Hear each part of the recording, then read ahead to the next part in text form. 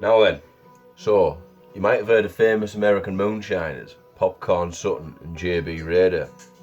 But what you probably didn't know is that England has its fair share of moonshiners too, especially North Yorkshire. So one of these recipes I'm going to make today uses some of East Cleveland's finest duty-free Juniper distillate known as gin. The other's going to be a brandy. They're both going to use locally foraged Bullace. So, first recipe I'm going to make is going to be a Bullace gin. So you're going to want a jar, about a litre jar. You're going to label it Bullace gin, and then about the strength of your alcohol and the date you started it. Then what you're going to want to do is you're going to want to get some sugar. In this case I'm using light Muscovado sugar because I prefer it. You can use white sugar, you can use caster sugar, you can use brown sugar, whatever. You're going to want about 250 grams of the sugar. Bang that in the bottom of your jar. I've got about 500 grams in here because I had a 500 gram packet and I've dumped it into here, so I'm going to use about half of that for my gin. And what you're going to want is about 500 grams of your Bullace, which is approximately 35 to 40 fully ripe, fully mature, reasonably sized Bullace, which are a wild plum closely related to Sloes. What you're going to want to do with it, like me before first frost, is you want to whack them in the freezer overnight so the skins bust, and then you want to dump them into your jar with your sugar too. They want to be free of stems and leaves and insects before they go in the freezer because it makes the life a lot easier. So you're going to want to dump them into your jar. And then what you're going to want is your distillate. In my case, gin. You can do vodka. I started a vodka off yesterday.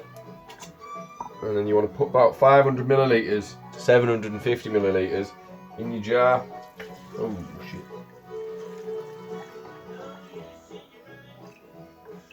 In this case, we're about bang on 500 millilitres. So that goes in. I'm going to have to rewrite that label because I've just washed half it off. And shut your lid.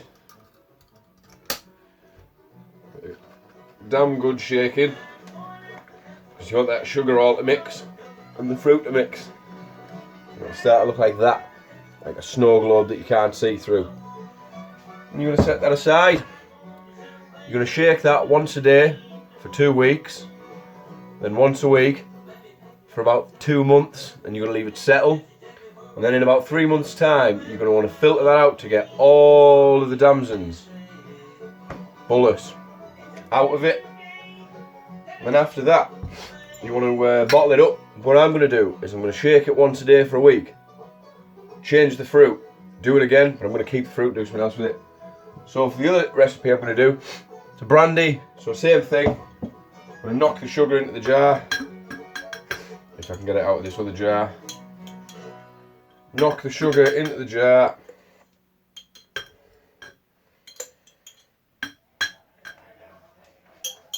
I'm going to knock Bullace into the jar. I'm going to want a few more out of the freezer for this one.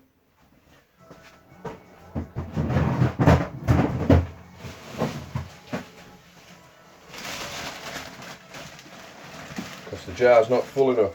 So I'm going to whack another handful of them in. It's too many. Whack them in like that.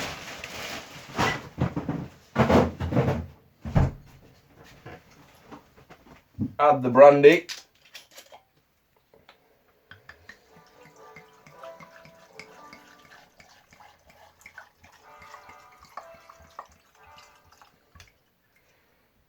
Still got a bit left, so I'm making a small bottle of Sloe gin out of that one.